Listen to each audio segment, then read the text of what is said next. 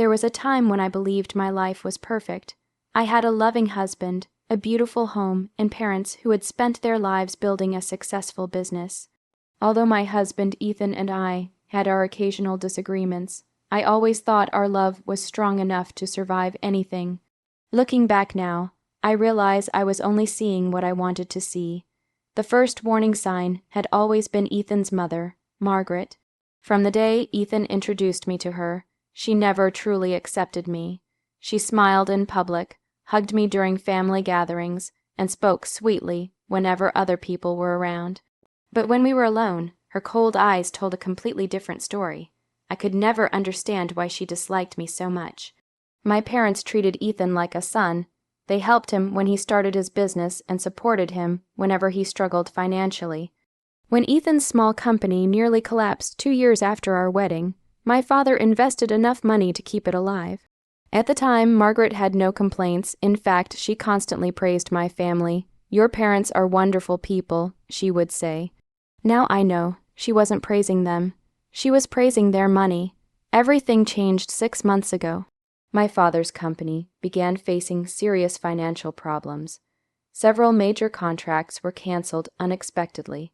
Investors pulled out. Rumors spread across the industry faster than wildfire. At first, my parents assured me everything would be fine. But week after week, the situation grew worse. Then came the day that changed everything. I was sitting in the living room when a breaking news report appeared on television. My father's company had officially declared bankruptcy. The words felt like a knife through my heart. I immediately called my mother. She tried to sound strong, but I could hear the pain in her voice. "We'll get through this," she said. After ending the call, I sat silently on the couch, struggling to process what had happened. That evening, Ethan came home unusually quiet. He barely looked at me during dinner. Margaret, however, seemed strangely cheerful. "I heard the news," she said while sipping her tea. I nodded sadly. "It's been a difficult day." A faint smile appeared on her lips. Life can change very quickly. Something about her tone made me uncomfortable. Over the following weeks, the atmosphere inside our home became unbearable. Margaret's comments grew increasingly cruel. "Your family isn't important anymore. Money reveals people's true value. I hope Ethan isn't expected to carry your family's burdens." Every insult felt deliberate. What hurt most was Ethan's silence. He never defended me. He never told his mother to stop. Instead, he seemed to be pulling further away from me with each passing day. One night, I overheard Margaret speaking to him in the kitchen. "You need to think about your future," she whispered. "I'm thinking about my future," Ethan replied. "No," Margaret said firmly. "You're thinking with your heart instead of your head." I couldn't hear the rest of their conversation. But as I stood there listening, a terrible feeling settled in my chest. For the first time, I realized that my parents' financial collapse wasn't the only thing falling apart. My marriage was beginning to crumble too, and I had no idea how much worse things were about to become. The weeks following my parents' bankruptcy felt like a nightmare I couldn't wake up from. Every day, Ethan seemed more distant. The man who once rushed home to see me now spent longer hours away. Our conversations became shorter, colder, and filled with uncomfortable silences. I kept telling myself it was stress. I kept convincing myself that things would eventually return to normal. But deep down, I knew the truth. Something had changed, and it wasn't just Ethan. Margaret no longer bothered hiding her hatred toward me. One afternoon, while I was helping clean the kitchen, she walked in and watched me silently for a moment. Then she laughed, a cruel, mocking laugh. "What?" I asked. She crossed her arms. "It's funny how quickly life humbles people." I froze. "Margaret, I've never done anything to hurt you. You don't need to," she replied. "Your family already did enough by pretending they were better than everyone else." I stared at her in disbelief. My parents had always treated her with kindness and respect, yet somehow she had turned their misfortune into a reason to despise them even more. That evening, Ethan arrived home looking tense. Margaret immediately pulled him aside. The two disappeared into the study. An hour later, Ethan walked into our bedroom. His face looked pale, almost guilty, a knot formed in my stomach. "Ethan, is everything okay?" He avoided my eyes. "We need to talk." Those 4 words made my heart race. I sat on the edge of the bed while he remained standing. For several seconds, neither of us spoke. Then he finally took a deep breath. Maybe we need some time apart. The room seemed to spin. What? I think it would be better if you stayed somewhere else for a while. I stared at him. Certain I had misunderstood. You're asking me to leave. He didn't answer immediately. That silence told me everything. Tears instantly filled my eyes. After everything we've been through. His expression hardened. Don't make this harder than it already is. Harder. I couldn't believe what I was hearing. Before I could respond, the bedroom door opened. Margaret stepped inside. She didn't even pretend to be concerned. Instead, she pointed toward the front door. Then stop wasting time, she said coldly. Kick her out. The words struck me like a slap. I looked at Ethan, waiting for him to defend me, waiting for him to tell his mother she had gone too far. But he said nothing, absolutely nothing. At that moment, I realized the man I loved had already chosen a side. And it wasn't mine. With trembling hands, I packed a small suitcase. Every item I folded felt like another piece of my heart breaking. When I reached the front door, I turned one last time. Ethan stood motionless. Margaret looked satisfied. No one tried to stop me. No one cared that I was leaving. The door closed behind me with a loud bang. And just like that, I found myself standing alone in the darkness, homeless, heartbroken, and betrayed by the very people I had once called family. I barely slept that night. The cheap motel room smelled of dust and old furniture. Cars passed outside every few minutes, their headlights flashing through the thin curtains. But none of that kept me awake. It was the betrayal.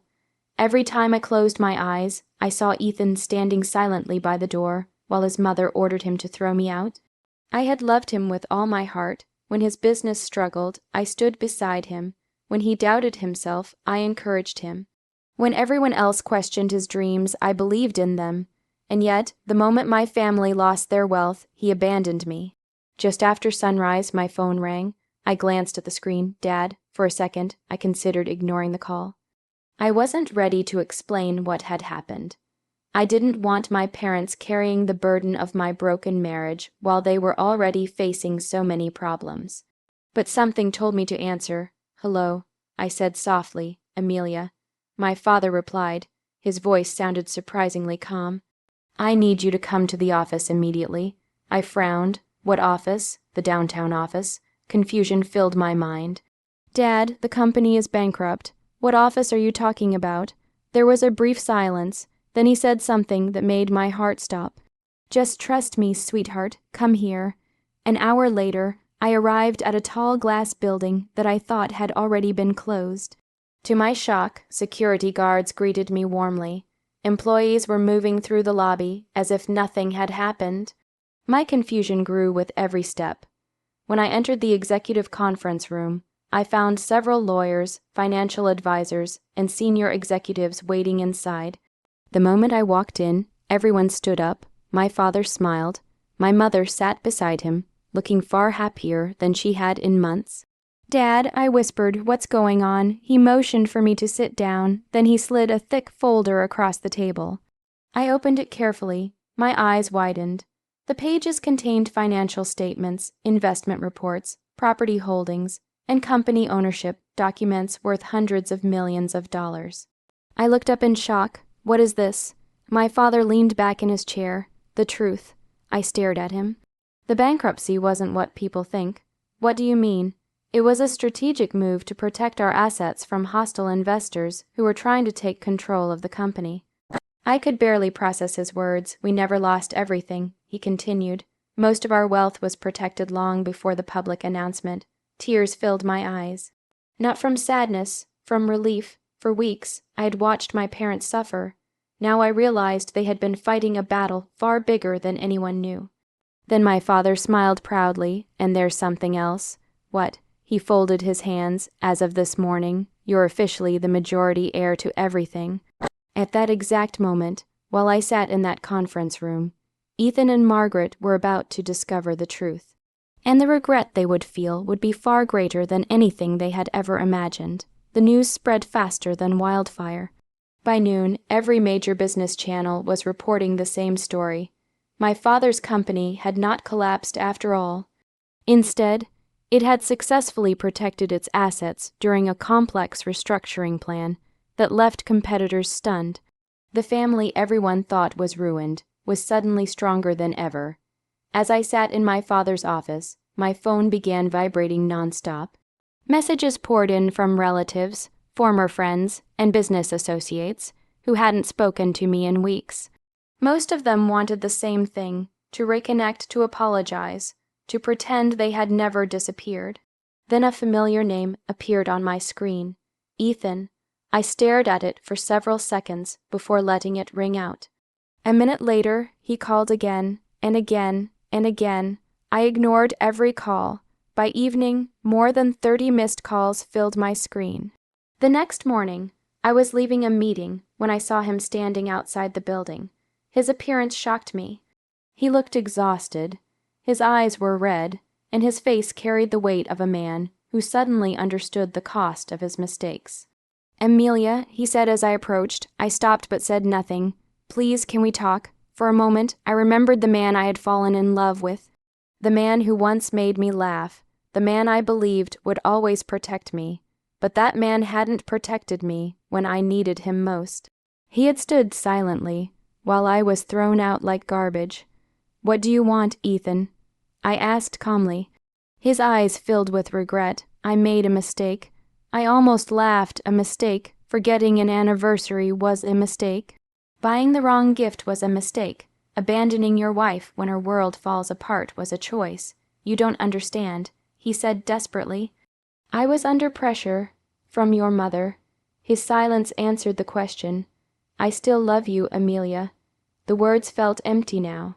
Before I could reply, another voice interrupted us. "Amelia, dear." I turned and saw Margaret hurrying toward us. The same woman who had ordered my husband to throw me out. Yet now she wore the sweetest smile I had ever seen. "There's been a misunderstanding," she said quickly. "We're family. Families make mistakes." I looked at her in disbelief. Just days earlier, she had celebrated my downfall. Now she wanted forgiveness because she had discovered I wasn't poor after all. The hypocrisy was almost unbelievable. "No, Margaret," I replied quietly. "There wasn't any misunderstanding." Her smile faded. "There was a choice." I looked directly at Ethan. "When my family appeared to lose everything, you showed me exactly how much I meant to you." Neither of them spoke. "You both measured my worth by money. I took a step back, but the moment you did that, you lost something far more valuable." Ethan lowered his head. My heart felt strangely peaceful. For the first time in months, I wasn't angry. I wasn't heartbroken. I was free. Without another word, I turned around and walked away, not toward revenge, not toward bitterness, but toward a future built on self, respect, strength, and people who loved me for who I was. And that was the greatest victory of all.